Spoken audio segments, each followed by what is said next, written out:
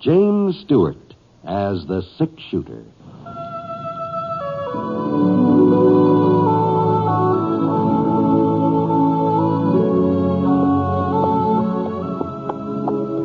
The man in the saddle is angular and long-legged. His skin is sun-dyed brown. The gun in his holster is gray steel and rainbow mother of pearl. Its handle unmarked. People call them both the six-shooter.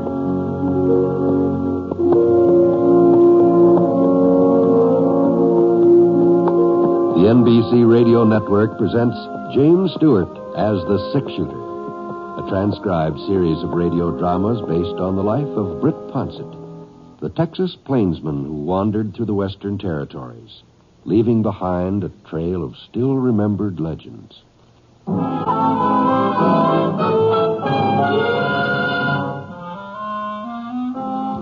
I could tell he was a big man from the sound of his steps as he plowed through the trees toward where I was squatted by the fire eating my lunch.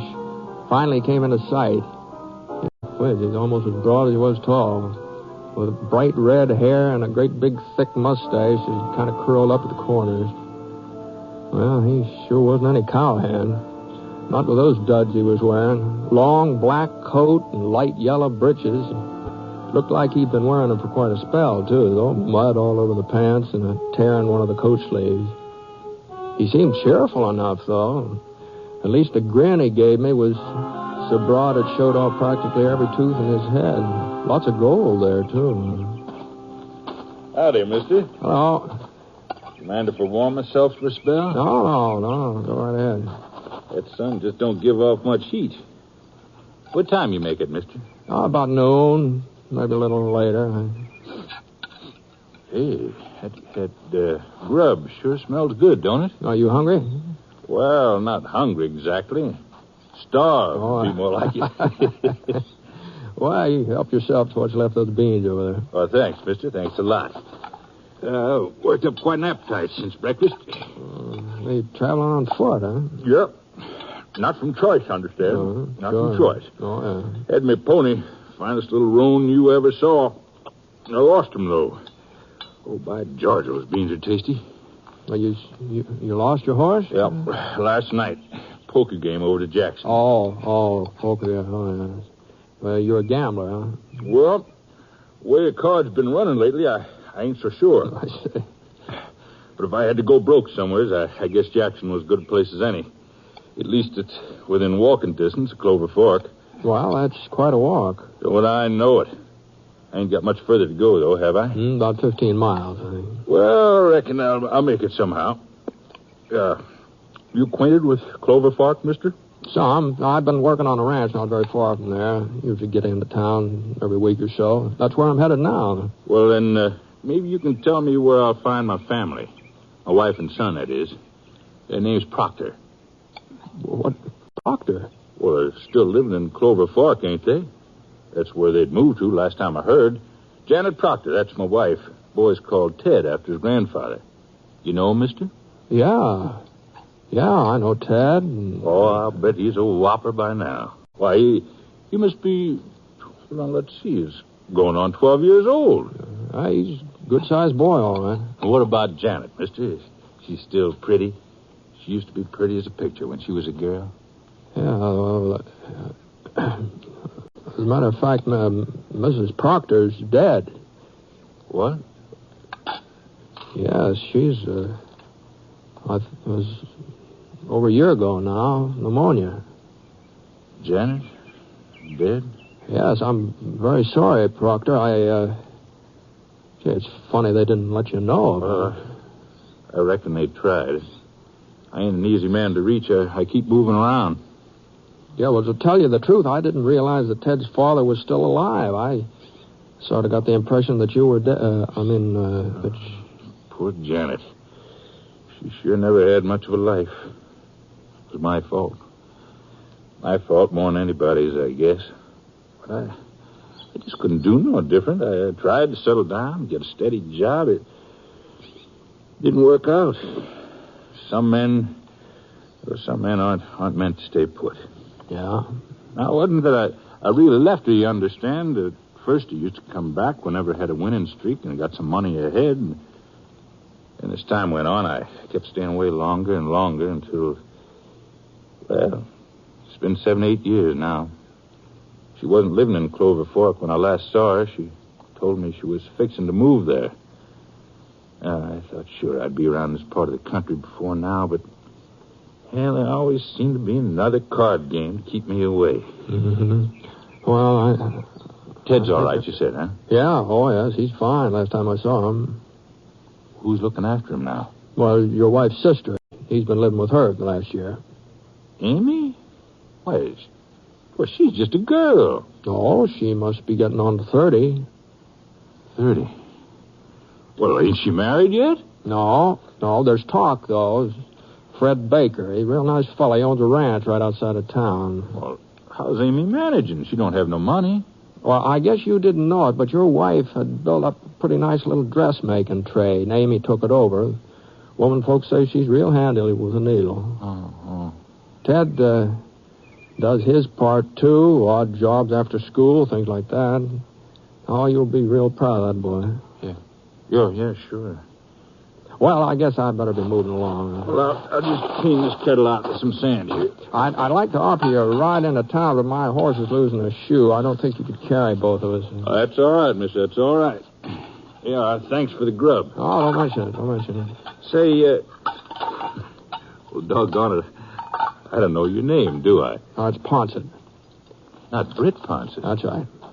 Well, I always figured I'd be meeting up with you someday, the way the both of us keep moving around. I'm real pleased to meet you, Mr. Ponset. Oh, my first name's Gus. Oh, yeah, Gus. Before you shove off, I was wondering if you'd mind doing me a little favor. Hmm? As long as you'll be getting into Clover Fork ahead of me, would you stop off and tell Amy and the boy that I'm coming to see him for a day or so? I think maybe they kind of deserve a warning. Sure, I'd be glad to, Gus.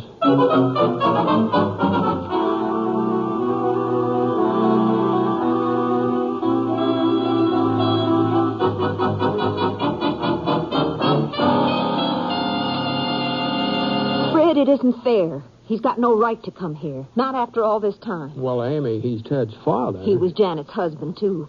But that didn't make any difference to him. Nobody else ever made any difference.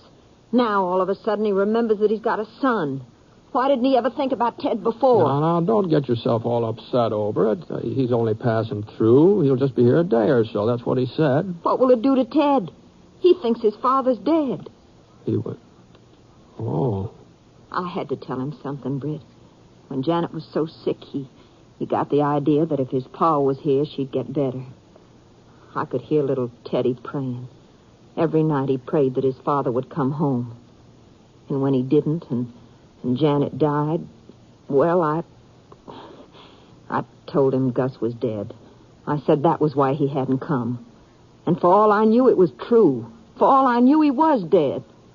Well, I'm not saying I blame you, Amy, but Proctor's on his way into town, so if you want to explain to Ted, He isn't even here. He had some errands he was going to do for me on his way home from school.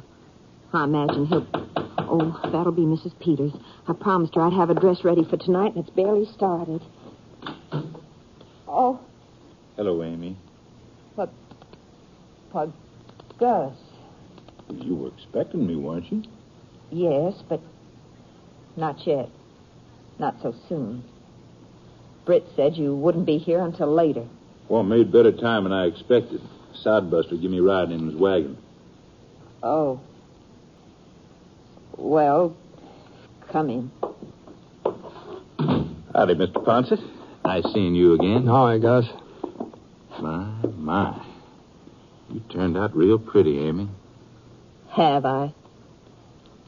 Well, I think maybe I'd better be getting along. There's no reason for you to go, Britt. No, I have to get me a room for the night. Now, you and Gus have things to talk over. We don't have anything to talk about. No, Amy, I know how you must feel. You don't know how I feel. You couldn't know. It wasn't pneumonia that killed Janet. When you left that last time and didn't come back. When she didn't even hear from you. That's what killed her. Well, I couldn't help myself, Amy. It wasn't that I didn't love Janet, but... Oh, go away, please. Leave us alone. Ted believes that you're dead. It's better that way. He believes I'm dead. Oh, don't make him go through the same thing Janet did. Always wondering where you are, always worrying about you. Let him go on believing you're dead. Amy, you shouldn't have... I won't, Aunt Amy. I got the black thread you wanted and a piece of soft material, but... Hello, Teddy. You remember Mr. Ponset? Oh, sure. All right, Ted. Just fine, Mr. Ponset. Ted, Ted, this is... I reckon your aunt's forgotten my name, son. Can't say as I blame her, seeing as how we just met up. It's, Parker. George Parker. I stopped by because I used to be a friend of your pa's.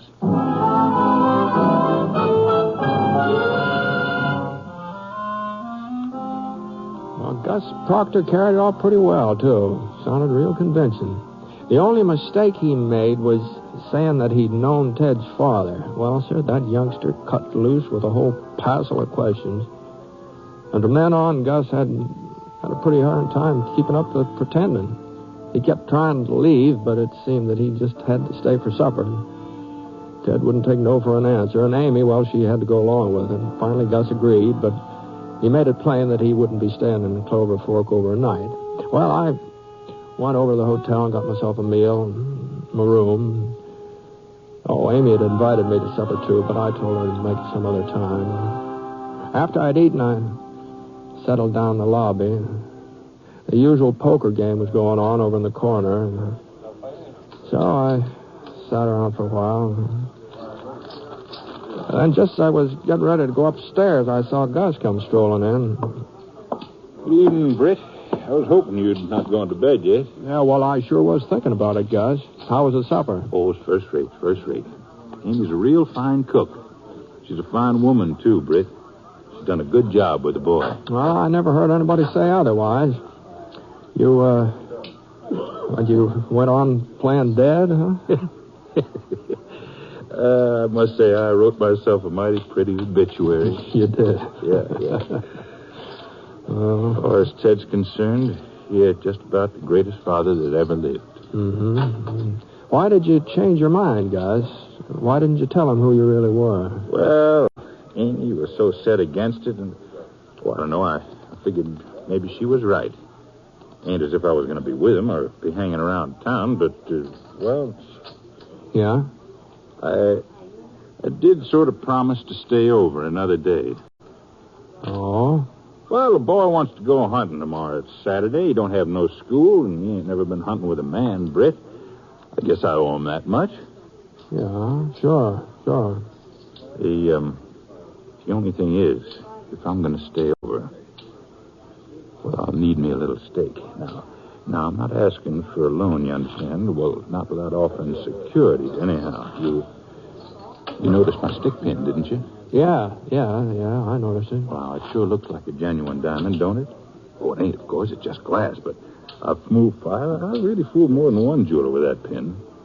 So if I wasn't to claim it back, well, you could always get more than $5 for it. You wouldn't be out nothing. No, I don't know, Gus. $5 is a lot of money, you know. You'll have it back before morning. I will, huh? Sure. You see that game over there in the corner? Yeah? Well, not one of them fellas knows the first thing about poker. You can tell from the way they're holding their cards. Maybe so. I thought you said you were in a losing streak. Well, I was until tonight. Now I got the doggonedest feeling my luck has changed. Ted sure had his heart set on going hunting. All right. Here you are. Here's the money. Thank you, Britt. Thank you. Here's the pin. Oh, you don't have to No, sir. A business transaction is a business transaction.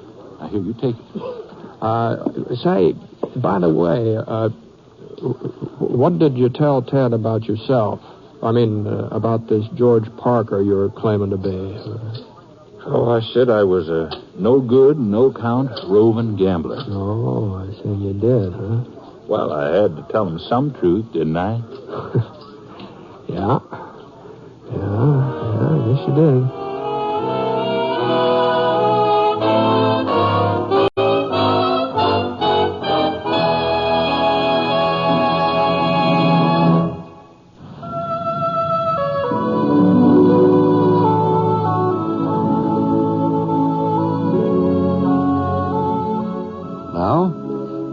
2 of The Six Shooter, starring James Stewart as Britt Ponset.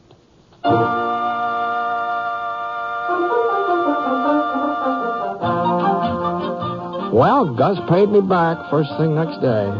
And he had a whole lot more than $5 in his pocket, too. Plenty of silver and a roll of bills. I guess his luck had changed, all right. He was all fixed up to go hunting when I saw him, wearing some new breeches and a flannel shirt, carrying a couple of first-class rifles under his arm. I went about my business, picked up some parts for the pump on the Eagle J where I was working, and headed back to the ranch. And it was almost a week later before I came into town again, new harness for the mules this time. I was kind of surprised to see Gus playing poker in the hotel lobby when I registered. I figured he'd probably moved on by now. He waved to me and went on with the game, and it looked like to me he was still winning. Well, I went upstairs to my room and started to clean up for supper. Come in. Oh. Howdy, Mr. Ponset. Well, how are you? Well, what can I do for you, Ted? I stopped by the hotel to see Mr. Parker, but he's busy. He said you were back in town, so... Well, I'd like to talk to you, Mr. Ponset. Sure, go ahead. You're a friend of Mr. Parker's, ain't you? Well, more or less, I reckon. Well, I think he's getting ready to leave Clover Fork, Mr. Ponset. Oh? He told me he never stays in one place very long. Not more than a few days, usually. Mm-hmm. I'm going with him, Mr. Ponset. When he leaves, I'm going along. Oh, he don't know it yet, but I've made up my mind. I ain't never had so much fun in my whole life as I have since he's come to town. We've been hunting and fishing, and he even let me play hooky from school day before yesterday, so we could hire some horses and take us a ride out in the country. Oh, only don't you tell Aunt Amy. All right, okay. He must like me, don't you think? Well, it sure looks like it, doesn't it? He says he ain't got no family of his own. Well, I bet he gets lonesome. I bet he'd like having somebody with him. Well... He's just got to take me along. If he don't, I'll go anyway. I'll run away and I'll follow him, and I'll find him, too. Now, just hold on. Oh, it ain't that I don't appreciate what Aunt Amy's done for me, but I'm grown up now. I don't need a woman fussing and making me behave. I want to be like Mr. Parker. I want to move around and see lots of places the way he does. And I'll learn to be a gambler. I've watched him. I already know how to play poker. Some. Oh? Uh-huh. Well, most anybody can learn how to play it. Is learning how to win. That's a mite more difficult. Well, he never loses, Mr. Ponset. There ain't nobody who can beat George Parker. Is that so? He's just about the finest man I ever met. Maybe not as fine as my pa was, but he was a friend of my pa, so Pa must have thought good of him, too. Uh-huh. I've been able to ask him about letting me go with him. I'm scared he'll turn me down. Of course, it wouldn't make no difference if he did. Like I said, I'll go anyhow. But, well, would you ask him for me? I mean, would you tell him what I've decided? Well, don't you think maybe you ought to talk this thing over with your Aunt Amy? Oh, first? that'd be just a waste of time. I know what she'd say, but it wouldn't make no difference. All right, Ted. I'll ask Mr. Parker. I'll tell him what you decided.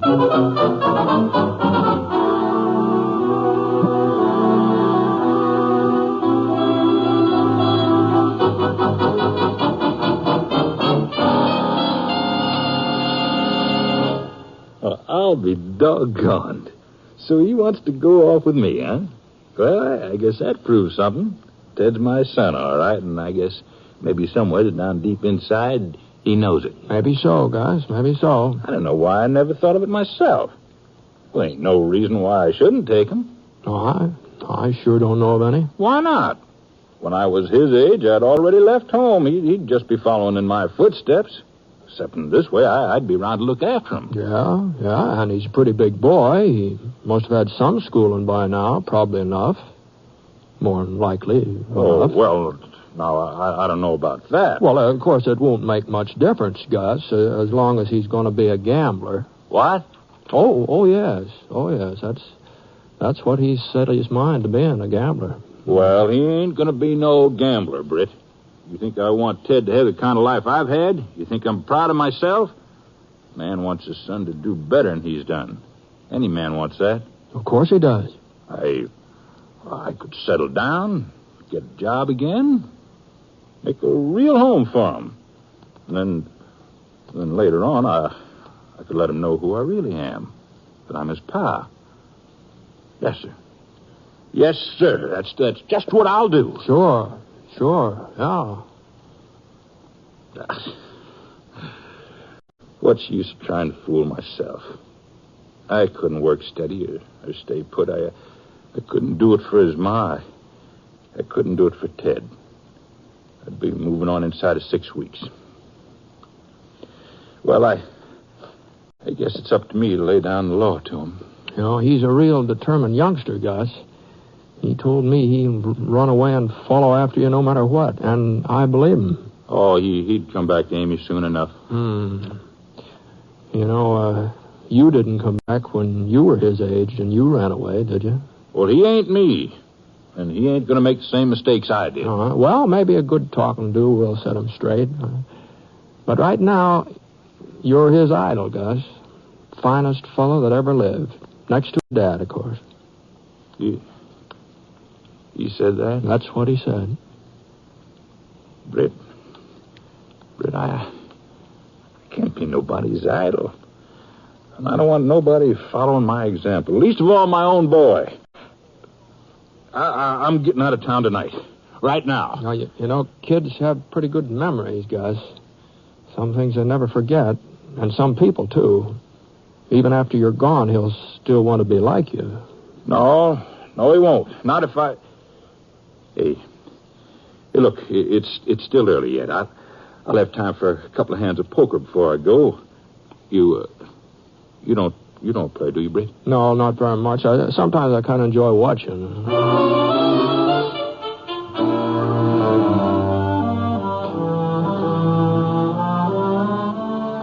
There was a seat open when we got downstairs, and Gus moved right in.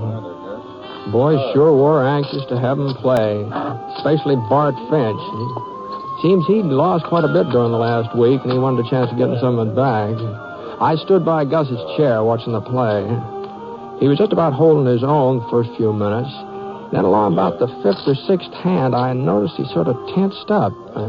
That wasn't like him, not from what I'd seen of his poker playing. Gus was the dealer, and Bart opened the pot. They raised each other a couple of times, and the other players dropped out. Then it came to a draw. Bart tossed in 2 cards, and one of them kind of hit on edge and almost flopped over. I couldn't see what it was, though, not from where I was standing. Gus dealt Bart 2 fresh cards and drew to himself. And then everybody seemed to get kind of quiet. Bart made a $10 bet, and Gus raised him to 25.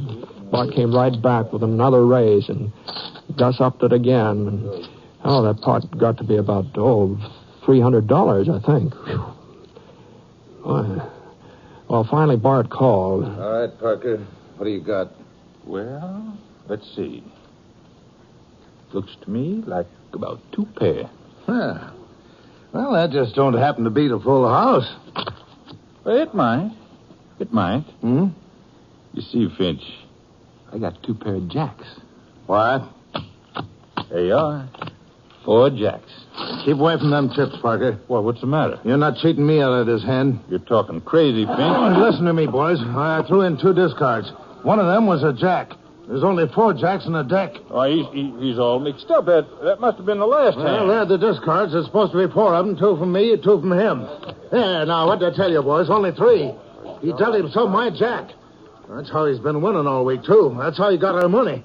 Well, you ain't going to cheat anybody else, Parker. Hold on, now, take it easy, Finch. You stay out of this, Ponset. You put that gun away, I mean it, You Bart. ain't going to stand up for a crooked gambler, Britt. Now I'm fixing it so he won't ever... Ow! Now, rest of you sit tight. If there's going to be any more gunplay around here, somebody's going to get hurt. Except for you, Parker. You better get out of town, and fast. And you better think twice before you come back, too. Don't worry, Ponset. I won't be coming back.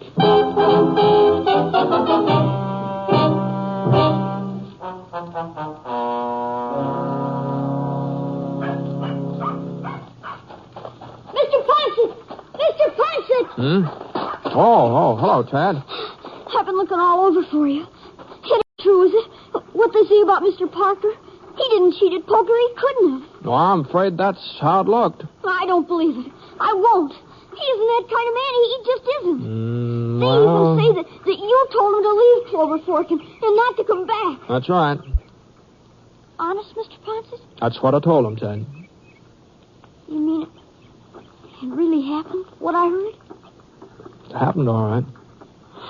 It's true. To think I wanted to go with him. I wanted to be like him. I must have been loco. Why, a man who cheats at cards, he's lower than a snake even. Mm-hmm. Well, maybe Mr. Parker had a reason for what he did. There couldn't be no reason. Not for something like that. I wish I'd never heard of him. And I don't think he was a friend of my Pa's either. I don't think he ever knew Pa at all. Pa wouldn't have had nothing to do with a skunk like him. No, I don't know about that, Ted. Well, I do. Uh-huh. Look, maybe you ought to head for home. Your Aunt Amy will be worrying about you, don't you think? Yeah, you bet. You know, Mr. Ponset, I ain't ever gonna leave her. Oh, someday you will. But not for a while yet. Not for a while yet, Ted.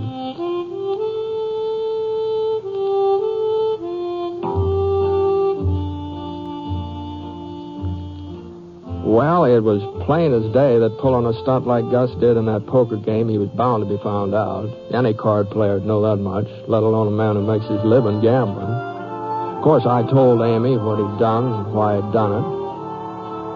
You know, he wanted to tear down that idol Ted had built up. And even feeling the way she did, well, she had to admit that maybe there was some good in him.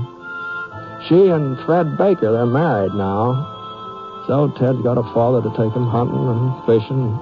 Everybody says Fred's as good to him as if Ted was his own son. I never have run into Gus Proctor again. But like he mentioned, we're both on the move most of the time, so it's more than likely we'll bump into each other someday. Anyway, I kind of hope so.